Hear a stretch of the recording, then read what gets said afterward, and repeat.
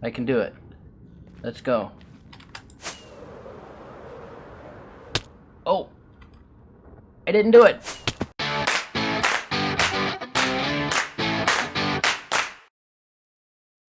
Hello and welcome. UpTheDubsGuy here in the Nether, the spooky, scary, dangerous Nether. I've traveled a very long way to find a warped forest because I need twisting vines for my flying machine farm. Speaking of which, we'll get to the progress we're making on that shortly. Meanwhile, I've never been to a warped forest in this world, so here we are. The warped forest is across this empty space here. I have to fly there, which terrifies me, so I've lit up this area in hopes that I can see it to fly back to it. What could go wrong? Oh my gosh, please let this go well. This is not gonna go well. Oh. Okay, let's start collecting stuff.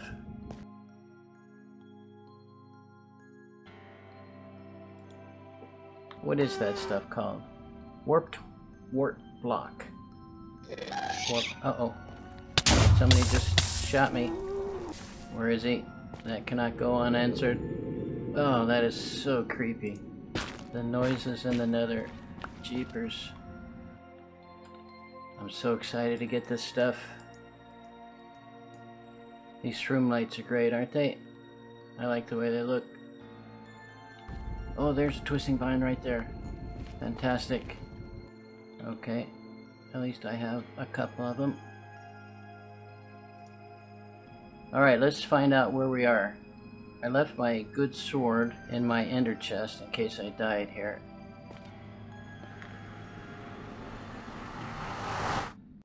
Look how far away we are. Our x-coordinate is 4817. Holy smokes. This is why we go through the Nether. It's scarier, but it's a lot shorter. Okay, now, can I get back to where I came from? Well, there's my opening right there. I should be able to make that. I can do it. Let's go. Oh! I didn't do it!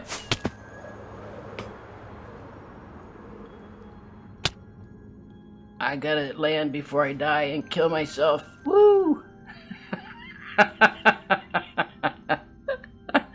Oh my gosh, I'm a terrible flyer. This is why I've never flown in the Nether. Oh my gosh. Alright, I'm sure I can do this. I can do this. There it is right there.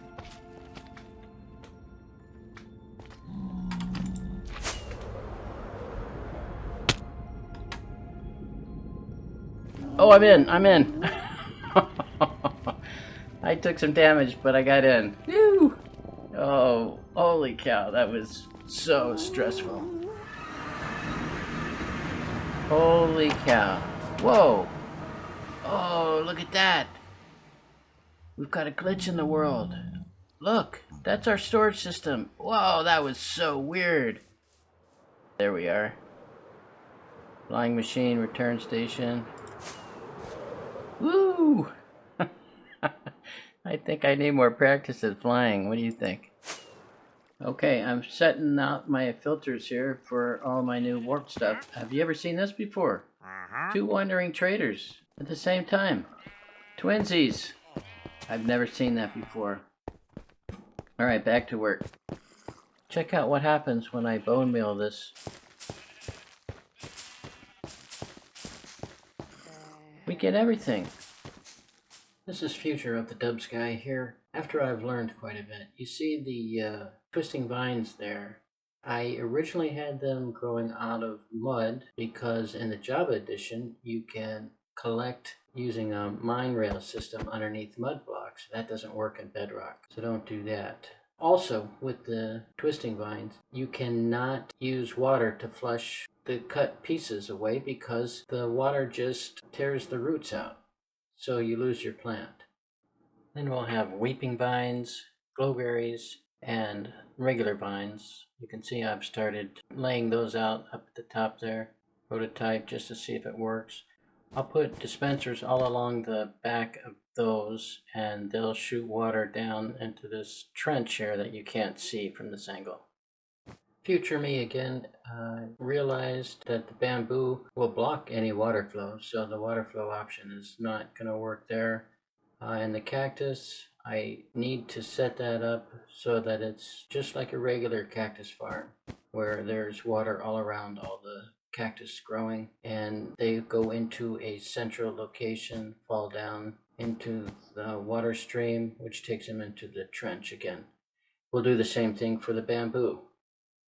I've got a second flying machine, and this is for the dripstone. The reason I have that as a separate one is because I want the stalactites to form stalagmites down below, and that won't happen unless they're within 11 blocks of each other.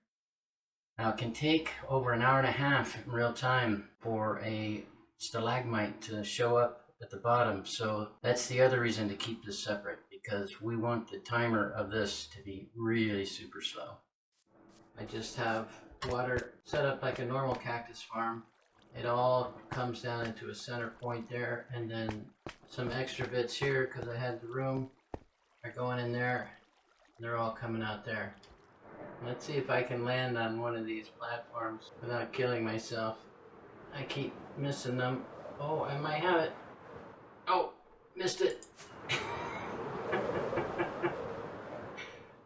Well, I guess missing it is better than running into it and dying of kinetic energy. There we go.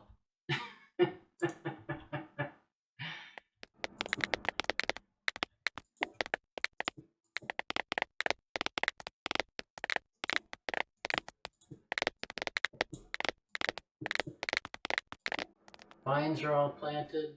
Glowberries, I still have the rest of that platform to plant. And the weeping vines are all planted.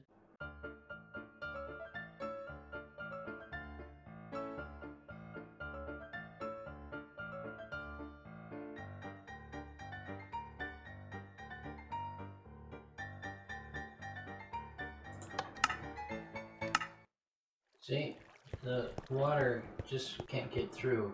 So we have to do bamboo the same way we did cactus.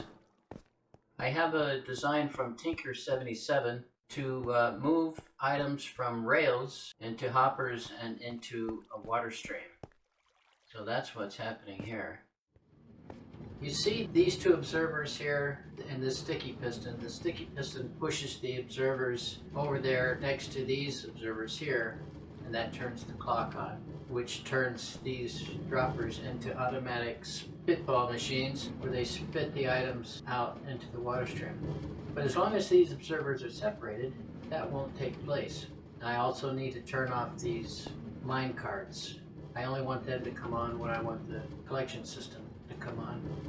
But this is just one pair of observers and a sticky piston.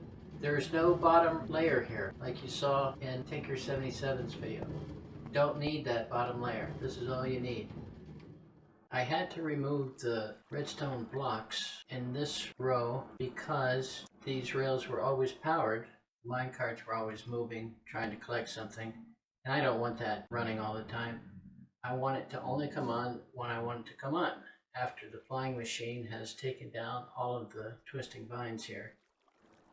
So what I've worked out is I can have this kind of a situation. Anytime there's a rail on this block, if this torch is lit, it will be powered. If it's not lit, it won't be powered. And that's what is going on with this circuit here. I'll just turn on a circuit, and on either side of this row of torches, the rails are running this way. On either side, I have alternating blocks. You can't put the redstone next to them because then they won't work. See? I feel like I'm playing Frogger, except the minecarts just go right through me. Now let's go flip the switch and see if they all turn off like they're supposed to. Oh, beautiful. Listen to that silence. Oh, they did not stop at the end, of course. You know what? I think these need to be regular rails. All these rails here need to be regular. Okay, further simplification of Tinker 77's design is we put regular rails down instead of power rails in between the two ends. When it's time to turn it back on, we will send the redstone signal here. Off they go. Look at that, it's beautiful. After a little bit of time, we want to turn it off. Everything should end in the same spot. Yes, they've all lined up. Oh, good job, guys. Don't use power rails in the middle, just at the end, over the hopper, and over this one at the very end. Okay, come here, you. What do you got for me? Ah, bunch of nothing. You really gotta work on getting better wares in stock. This is what's gonna happen. That's gonna trigger the water, and then there's gonna be a 6-second delay, and then the water's gonna turn off. And that happens in each one of these pods here, let's call them. Oh, look at that. It just flung these cactus pieces way over here. It's okay, I'm okay with a little bit of loss. Look at all that loss though, jeepers. We're going to try a trial run here. The machine is down at that end. It's gonna come here, it's gonna turn around and go back. And hopefully, I've got some delays set in. We should see the rails take off, and then after they finish, we should hear the clickety-clacks of this water stream feeder, and then we should see this water pour in. The bamboo and the cactus, the water's always moving, so when they get knocked down, they immediately go in to the trough here. Let's go. Here it comes.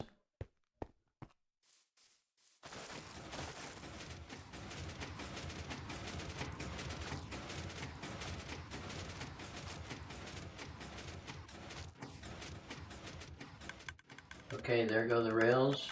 Here comes the water. Oh, I might need to slow that down. Okay, let's give this bad boy another test.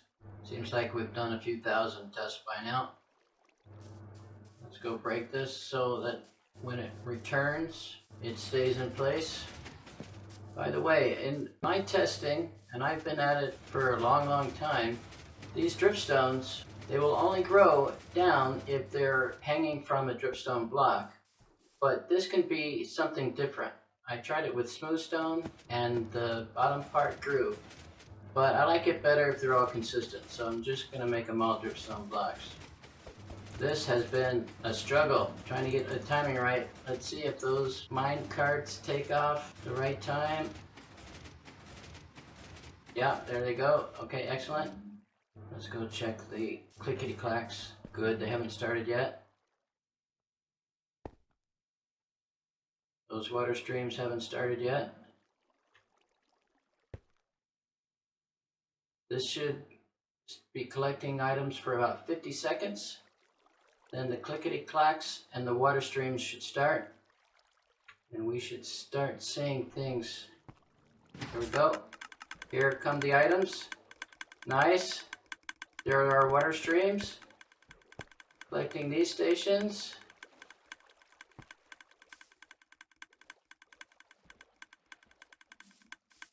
Oh my gosh, I think it's working. Oh, a couple of items are getting stuck. I'm okay with that.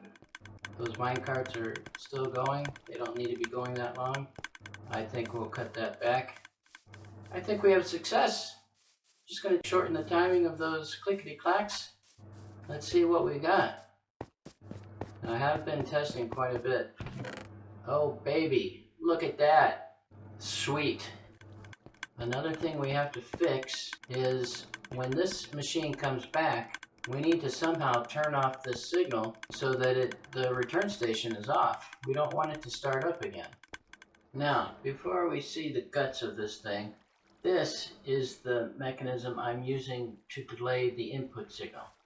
I send in a signal into this block which fires this dispenser, which shoots a minecart out, and it falls through these cobwebs, and then it lands on this power rail crosses that detector rail, sends a pulse here, and boom, that's when our timing starts.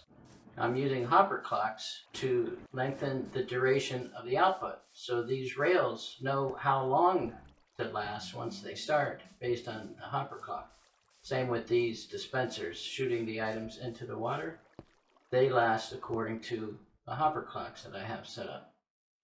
If we start this signal, however we start it, it's going to send a signal down these redstone lines. The signal on the left is going to hit this bit of timing here. This is a delay mechanism. About 120 seconds roughly is about the average. This line is going all the way straight through, no delay, and that is what is firing the machine kickoff. That signal is coming up here and firing the machine. Now let's go back to that delayed circuit. It comes up here, this little staircase, and it hits this dispenser. The dispenser throws this minecart out and it falls down. That lasts about 120 seconds. It comes up here, hits this detector rail, which sends the next signal. Meanwhile, the minecart comes back here, hits the cactus, and then gets loaded back into the dispenser for the next time. So after that delay, this line comes through here, and he starts this clock, and this is a hopper clock that is lengthening the duration of the output signal. So this output signal lasts for, I had it on 128 items. I dropped it down to 64. Let's try that. And that's going to set up all of these torches, turn them on, which will power the power rails of the minecarts. The minecarts will do their thing, and they'll last as long as however many items I have in here. Roughly 0.4 seconds per item, or 2.5 items per second. Also, after this initial delay has happened, this signal breaks off this way and goes into this delay timer. And this is shorter, same mechanism. Minecart falls through only 2 cobwebs and then returns to its dispenser. And when it hits this detector rail, it sends a signal up here, and that signal is going to this hopper clock. And that's what triggers these pistons to push all of these observers together, and that will turn on the spitball dispensers.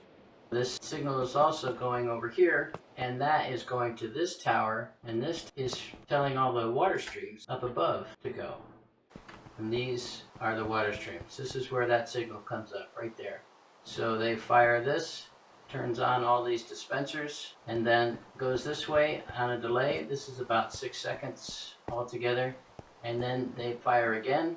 So the first time they fire, all the buckets get dispensed. And then after the delay, the second time it fires, the buckets get collected.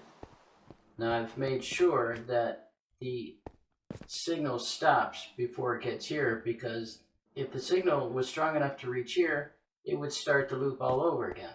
And we don't want that. Let's see if this works better. There it goes. Let's break this again so that it doesn't take off again when it returns. In a single player world. This is a bit overkill, but I did it for the experience and for the learning, and I've learned a lot. There are a lot of items that don't make it into the water, aren't there? That's okay. You saw the output we've gotten. It's going to produce way more items than I'll ever use. Okay, soon the minecarts will go, and they're off.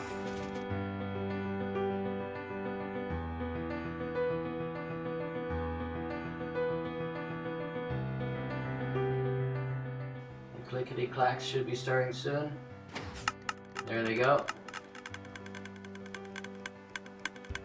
Here come the items, and there go the water streams for the other sections. Terrific. I like those timings, that's fine. Oh, okay, these are still too long. Alright, I think we can cut those back. Let's watch the show from this perspective. Okay, down we go. Now the signal is taken off. It's way ahead of us. But check out this delay tactic here. The minecart has been dispensed. Look how slowly it's going down That was the flying machine passing us by. You could hear it. See, it's moving down the line.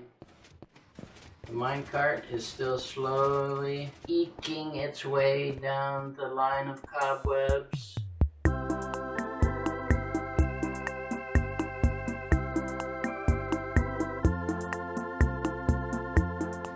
Watch this signal here fire. That's going to start the minecarts. Right over here. See, they're all on. The rails are going. And this line here sent a signal up to start this delay. And this minecart is slowly making its way down. And when he hits this detector rail, it will fire this piece of redstone, which will send a signal up to our hopper clock there and over to our tower of water streams there. It was fun to watch what was happening down below, wasn't it? Yeah, great progress made. Oh, I'm learning so much. If you have any questions, let me know. I've certainly picked up a lot of ideas doing this. But whatever you do, have fun and never give up. Well, this was an easy fix. I healed up my tools, so my experience points went up. But check this out. It was such a simple thing to do. All I did was I added this little redstone torch here. So the signal can't go backwards because it's above the red line behind it. And it goes forwards and it's always on. So the light is always on. And if it's on, that means that the return station is turned off. And when I send a signal through, it turns off the light momentarily and the flying machine takes off. And when it comes back, the light is back on, so it stops. Perfect. Okay, now it's time to build the flying machine up in the sky. Thanks for watching. I'll see you next time.